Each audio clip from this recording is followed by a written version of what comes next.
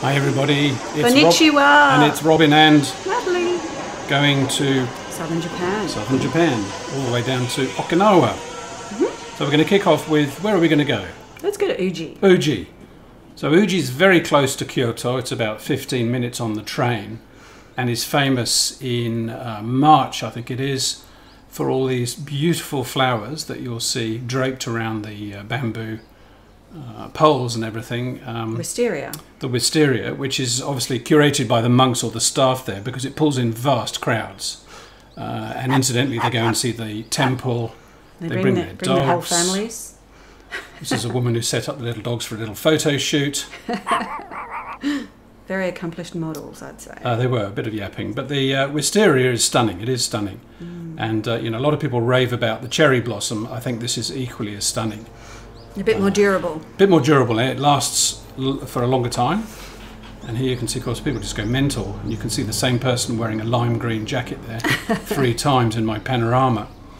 But it's a very pretty temple. Has this phoenix bird as its sort of motif, with the inevitable carp pond. Yeah, it's gorgeous. So it is. It is spectacular. This is another time of the year. So this was a bit later, but the same place, and with the river. This was also the basis of the Tales of Genji, one of the famous Japanese sort of book that everybody knows in Japan. And so this is where it was set, or where it was originally from. So a lot of people come here on a pilgrimage, and it has this sort of nice hillside in the background, and the raging torrent of the river coming through the city. So it's a really good sort of half-day trip out of Kyoto, of course. And now, wasn't it also famous for green tea? It is. It's in the green tea growing area. Yes, of course. Green tea ice cream. Yeah, and so every second cafe is selling green tea, something rather, green tea ice cream. So Himeji. Himeji. So this is about 55 minutes on the Shinkansen from Kyoto, and it's a city in Kansai. It's the site of Japan's most famous castle, a UNESCO World Heritage Site.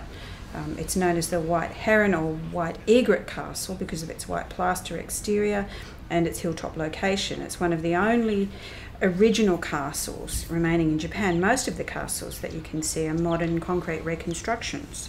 Even though the city was bombed by the Americans in World War II, it remained relatively unscathed. Phew. And it was restored a few years ago and reopened in 2015. It's the largest and most visited castle in Japan. It has a very advanced defensive system, which is interesting.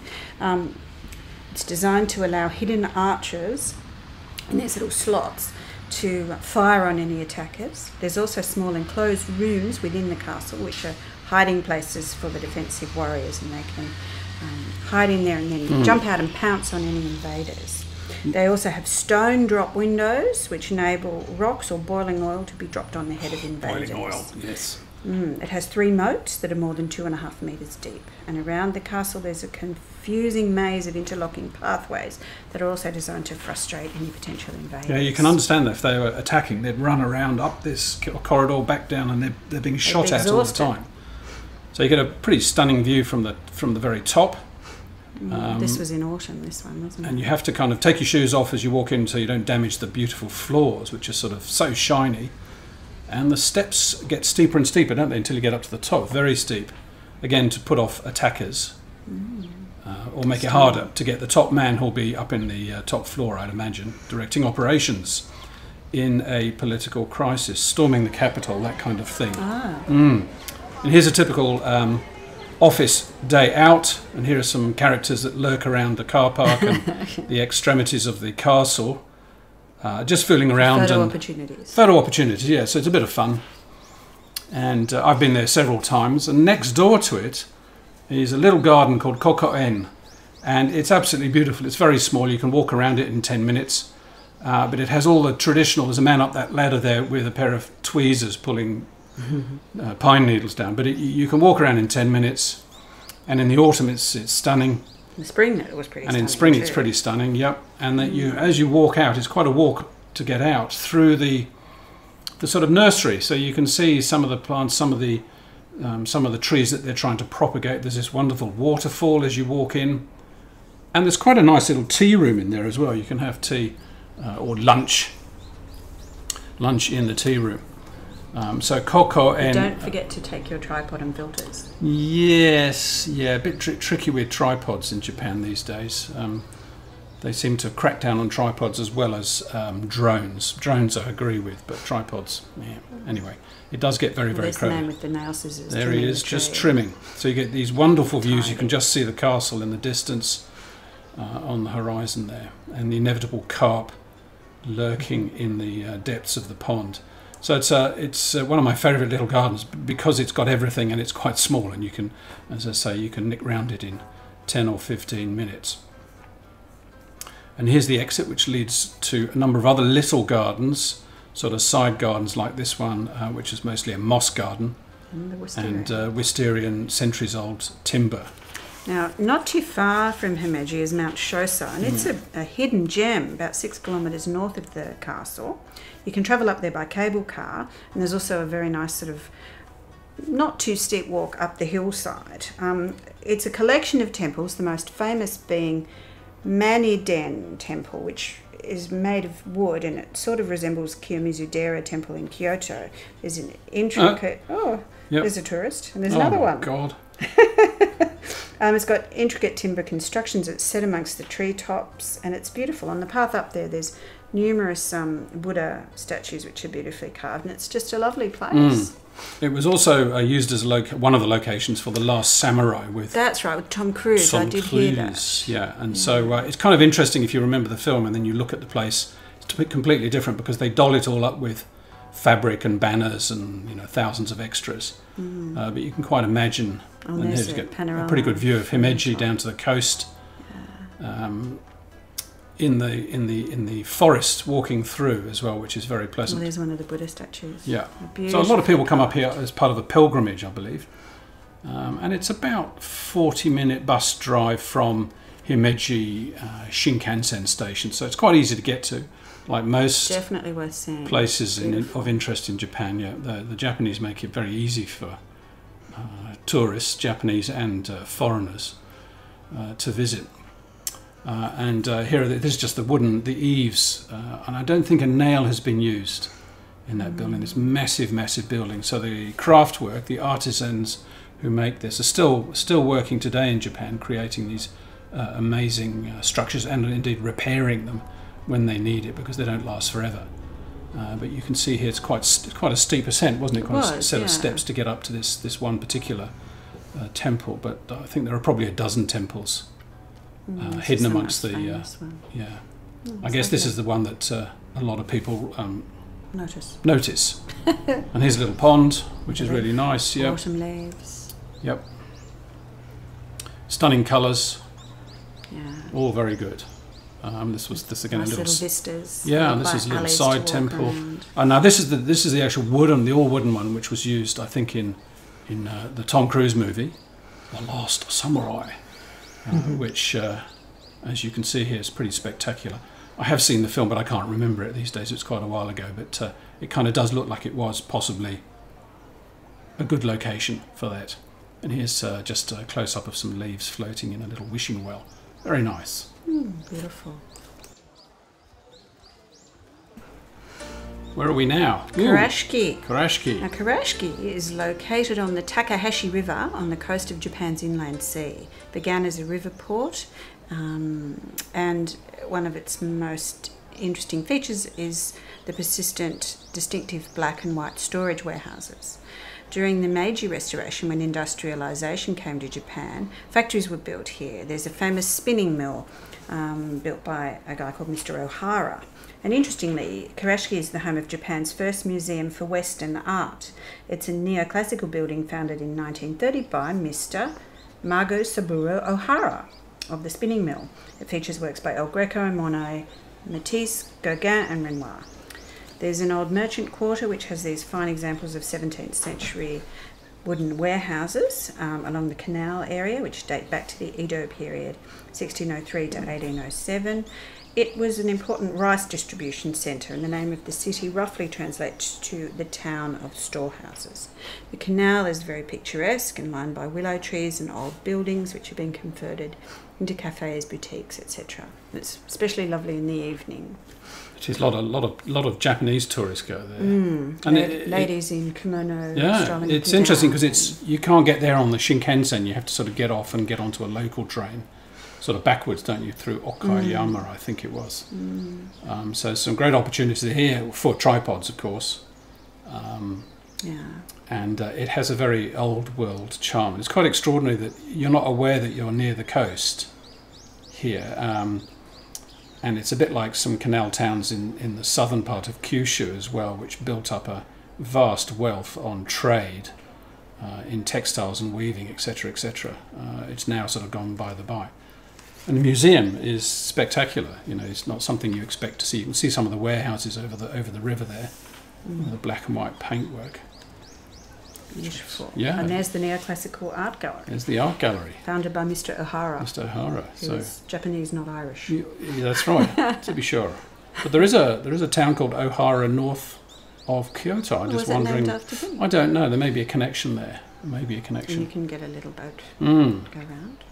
And we've been on a couple of those boat trips, and of course the boatmen just natter away in Japanese, of course, pretty much all the time. Goodness knows what they're saying, but they're highly entertaining.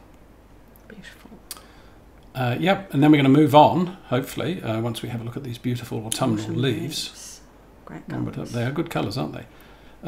This is just a little abstract I photographed in one of the shops. I think it was a purse shop. Oh, you don't say? I think so, yeah. What does that say? It says purse shop. I'm pretty sure, yeah. And this is through this picture, and although I didn't explore this area too much, this is where the pottery is made. There's a little pottery section. Oh, is there? Okay. I think there's only 2 or 3 streets. And if you, like we did, if you catch them on a day when they're all closed, you're none the wiser, really. But like a lot of these little towns, they have a speciality. It may be sake, it may be steel work, it may be knives, it may be green tea, pottery or green tea, indeed. And in fact, I think that's what that one says there, that sign. Okay. Something to do with we're our specialist store. And he's putting his back he's into it, isn't he? really going for it. Pedal to the metal. He's pedal to the metal, literally. Hiroshima. Well, Hiroshima, as everybody knows, is infamous or famous because the American Air Force dropped a nuclear bomb or hydrogen bomb or atomic bomb, I think it was, onto the capital. It's actually a very pretty city with lots of rivers or tributaries running through. And here is the ground zero. This is the A dome above which the bomb exploded. And this is one of the few concrete buildings at the time in Hiroshima. And so it's survived. It's got pretty severely bent and crumbled, but it's still survived. And what people don't always know about this part of history is most Japanese, of course, lived in wooden houses with paper screens. So, high explosives and atomic bombs and fire were just devastating, would devastate an entire city very, very easily. The Americans had killed more people in firebombing missions over Tokyo than they killed in Hiroshima by dropping the atomic bomb. But even so, this has a lasting legacy. And school kids come and make these cranes, which are a symbol of peace. Origami cranes. Origami cranes. And I think you have to make a string of 100, I think, and then hang them up and your wishes. I think it's more than that. Yeah. Oh. So now we're going to Miyajima, which is a small island not far from Hiroshima, and not too difficult to get to. You get a bus and a ferry. It's famous for this great giant torii gate which appears to be floating in the water of the inland sea at high tide. Its official name is Itsukushima, which is the name of the main Shinto shrine on the island, which is built over water with the different buildings connected by boardwalks. The highest peak of the island, Mount Misen, was worshipped by local people as early as the 6th century.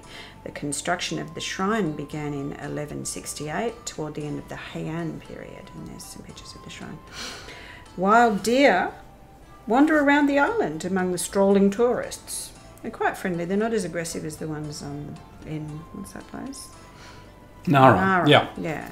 They're sort of inquisitive and Yeah, they're quite sweet. I think they're highly protected animals, so you're not allowed to kick them out of your house. But the tourists don't feed them either, so they're not so demanding. That's right. It's recommended to spend at least a night in one of the many ryokans on the island, which is a lovely, lovely thing. So the day trippers leave and it's sort of quieter in the evening. The other things to see on the island include a Buddhist temple, an aquarium and a historical museum. So here it is at night time. So you can go up the mountain on a cable car and walk down. This is quite popular. There are actually dozens of monasteries around. Here's another one right at the back of Hitsukushima, up in the hills. I forget the name of this one. This is quite extraordinary because they're sort of caves, and in the caves are hundreds of lanterns, all lit up. Yeah. So again, if you're a day tripper, a lot of the time you miss these things unless you know they're there. You have to kind of flog up, I don't know, 500 metres or a kilometre inland. So it's very popular with walkers. For good reason, because and photographers. Because you've got to walk around. Yeah, and this is the little pier that you get off at. Ferry. And low tide isn't quite so scenic, as you can see here. The piers where the temple is sort of raised up on piers, but quite often there's a wedding or some kind of ceremony. And this is looking back towards the mainland. That's not Hiroshima in the background. It's another city that you go through. But lots to do and see. We stayed there in a little ryokan, didn't going we? into a shop. Yeah, and had a lovely... I think the deer's asking for change. Hasn't got enough change for the Coke machine. And they've even got an aquarium, I think, which is interesting. Nice. So it's said to be very nice. Yeah. So it's kind of an interesting, I suppose, a sort of family destination. But the ryokans are incredibly expensive. A special treat. It was, for half a night. Or one night. No, we stayed a whole night, didn't we? Yeah, I can just about afford it. Slept on the floor. Well, that's it. You'd save a bit of money by sleeping on the floor. You'd think it'd be cheaper. Well, you think, yeah. And so, as Natalie says, when 4 o'clock comes, pretty much all the day trippers have gone. So it takes on this little sort of country village atmosphere, which is fantastic. Here's another entranceway to one of the temples in the hills. So lots of steps, lots of little shrines, lots of little Buddha symbols and Buddha statues all over the place. And just stunning colours, especially autumnal colours, really, really good. So it's a little bit hard actually to stop taking pictures, really, because there are so many opportunities for photography. There are. Yeah.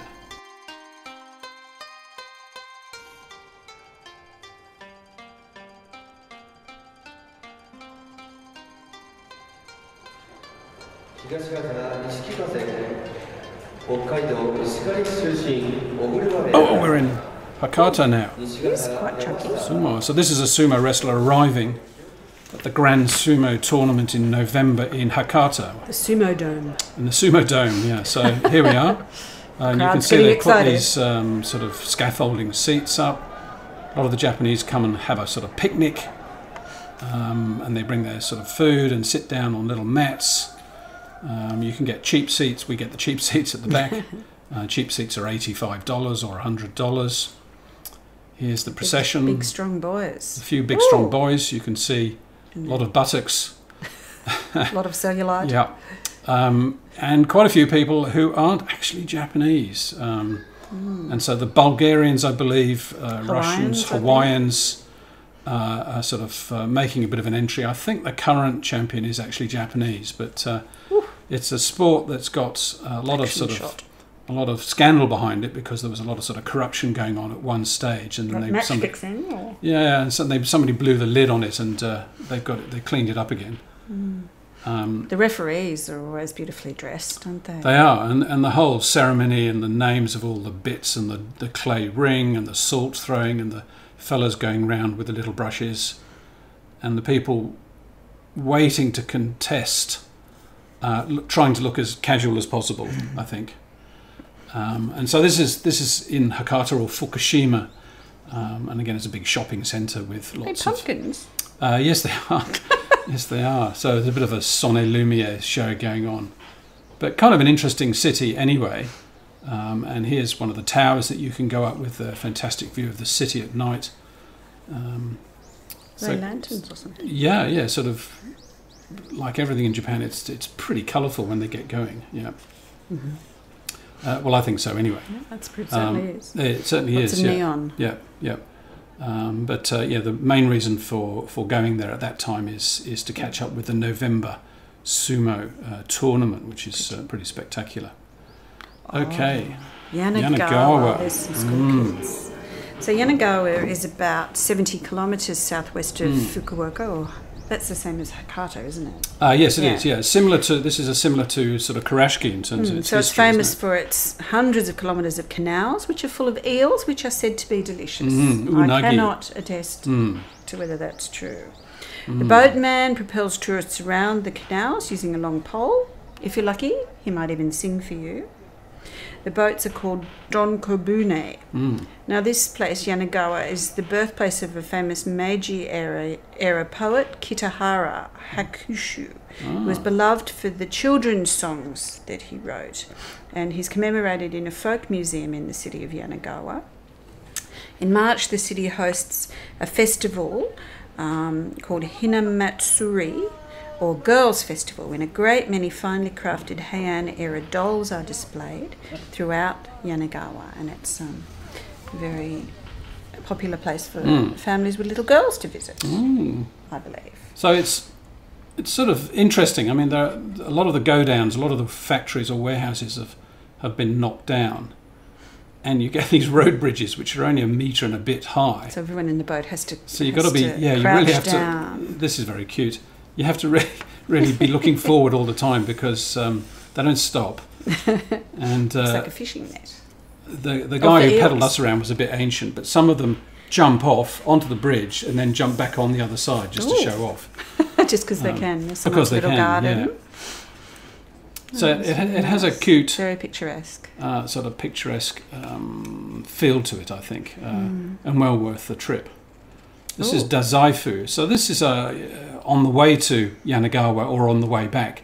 It has a famous museum and a couple of famous temples. Here's the museum. It's quite modern. The museum is, and of course it's surrounded by the opposite end of the scale, very ancient temples and gardens that have been there for 1,000 years. Screens. And paper screens, yeah. So you'd have thought not designed to withstand warfare, but also not to withstand snow. You know, it would be very, very cold in any of those houses because the heating would be simplistic, sort of braziers on stone floors and something. So this is in the railway station? No, that was going actually into the museum.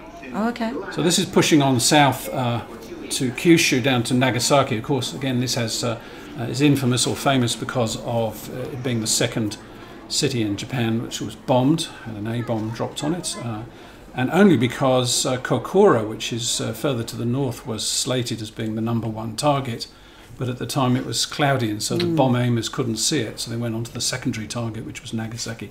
Nagasaki is very hilly, it's quite mountainous, and so to a certain extent the damage wasn't to property and to people wasn't quite as bad, because people were protected by the hills in between the blast, the epicenter.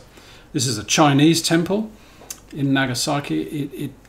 This is a famous, beautiful old bridge called Spectacles Bridge. I'm not going to explain why, but rather nice. Again, one of the cities with lots of rivers flowing through the city centre, which kind of breaks it up nicely. It does have quite a nice Chinatown area. Here's another Chinese temple. And here we are walking into the sort of Peace Park and quite an impressive statue outside of the museum. Little kids on called school kids. Yep, day out. Miss. Want to go to the toilet, miss? They're not wearing uniform. That's unusual. It's also famous for having one of the suburbs down on the coast called Dejima, which was one of the few areas that the Japanese allowed traders in. And so it was like a foreign enclave clinging to the edge of Nagasaki port. Oh, these are some more cranes, aren't they?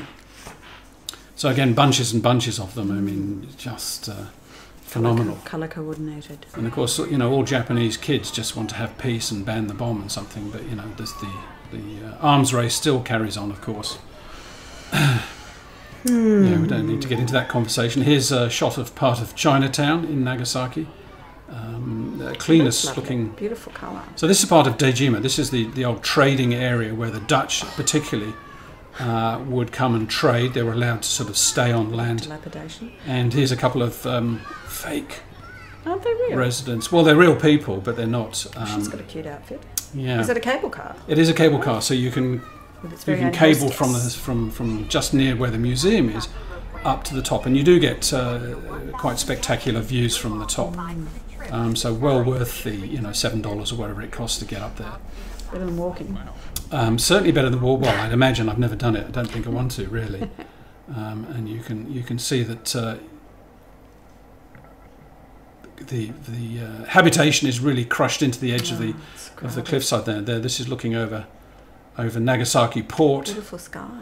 And loads and loads of islands off to the south, and we're going to visit one of the islands in the next section, a place called Gunkanjima, which is shrouded in mystery and whatever. But before we do that, we're going to go to Arita, very brief stop on this very cute 2-car local train. And the seats in the train, I didn't photograph them. They're like sofas, and they've got doilies.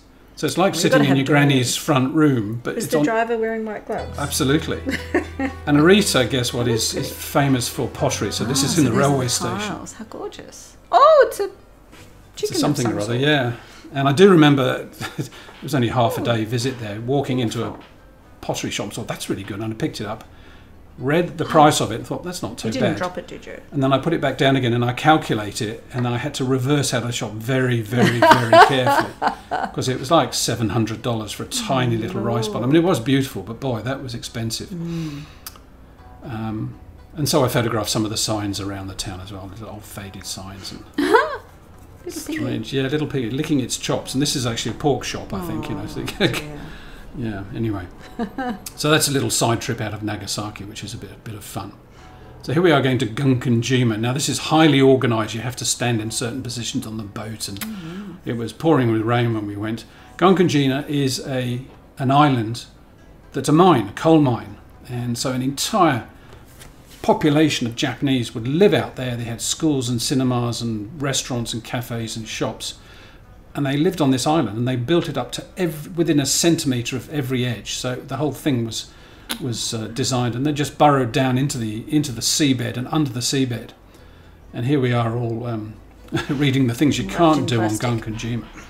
And it's been left since the war. They closed it down. So it's all in ruins. Totally in ruins. One of the scandalous things, of course, is a lot of Allied POWs worked in the mines, were forced to work in the mines, and a lot died down there. And curiously, of course, the Japanese don't mention that in the commentary. But a lot of engineers from all over the world come and look at this and study at the island, because it's the only place where they've left concrete buildings alone, and so they can study how they decompose, Case study of what the steel bracing does, etc., etc. And so apparently this is quite famous from a educational engineering sort of side. You're not allowed to go wandering.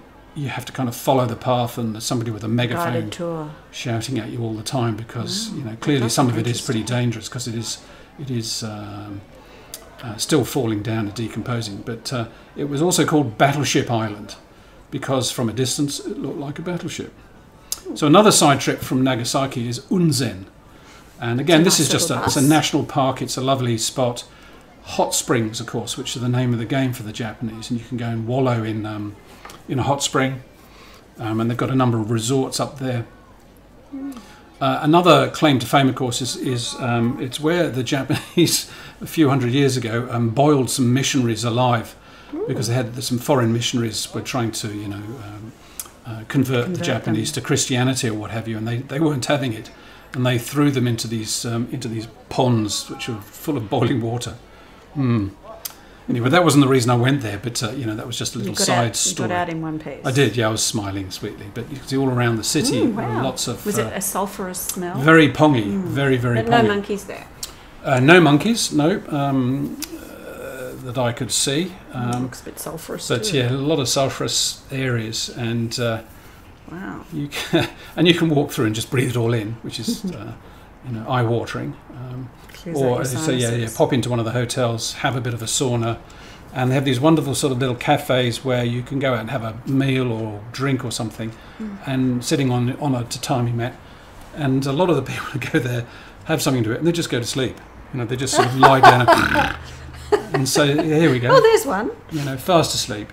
You know, so it's so relaxing. It's like, you know, after a good hot bath or something. So we're going even further south from Nagasaki to Kagoshima. And It's a nice big ferry. You can go down here very quickly. It's famous for this fantastic volcano just across the way from the city of Kagoshima. This is Sakurajima. And you can catch a ferry. The ferries go every 20 minutes or so. They cost $2-3. It's a lovely ferry ride. And you can get on a bus, and the bus takes you around to 3 or 4 different viewpoints.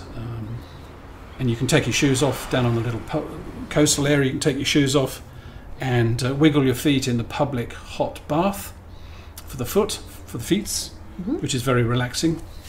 And you can see there's some barriers that the Japanese engineers have put up to try and stem the next supposed lava flow if it comes down again. So a lot of farmers here, and I think they have some of the biggest daikon grown. Oh, you know, they're like 1.5 meters. So the volcanic soil is absolutely, very fertile. yeah. So Kagoshima's off there to the left, and this is a panorama looking off to the right-hand side, off to the eastern part of Kyushu. And you can see there's a fair amount of habitation on the shoreline of this volcano. But it's a lovely city, and you get this lovely sort of open feel as you can catch all these ferries backwards and forwards. And the ferries don't just go across the island, they go across to other parts of the island as well. While you're there, a good trip is to go to Chiran. And Chiran is famous for a couple of reasons. One is it's one of the southernmost airfields during the Second World War, from which kamikaze pilots took off. And so this is a dormitory for the pilots. They were normally there only for a week's training, and then they were set off on a one-way trip with one of these Zeros or something like that, packed with explosives, and essentially told, you know, do the honourable thing, don't come back. A few did, because their engines conked out over the sea, and they were rescued and then sort of sent again. This is a Zero that's been pulled out of the ocean. They had all sorts of different planes, anything they could do, they were so desperate. So it's very interesting and very sad at the same time. It's beautiful sort of. This reminded me of the Lake District in England. You know, it's very pretty. Oh, that didn't. But it also has beautifully preserved samurai houses. Here, the original township of Chiran, where many samurai houses. You can just walk down these beautifully curated lanes and pop in to see Mr. Nakamura and Mr. Makahoto, whatever, they're little houses, and they're exquisite. They're also masters of the borrowed landscape. So you can see here a lot of the hedges and the bushes and the azaleas are sculpted in order to blend in with the mountains or whatever in the background. Or the neighbour's big tree. Yep. This looks It's like also a kiln. also famous for pottery, of course, okay. and yeah, we visited a pottery. Again, it was one of those places where you needed to leave your backpack at the front door. Here's a borrowed landscape. So you know, the garden ends basically at that little hedge, but you know, they're incorporating the forest and the mountains and everything in the background. So they're exquisite. And you know, well worth probably a day. I think I've only ever spent half a day there, and always felt I needed to spend longer.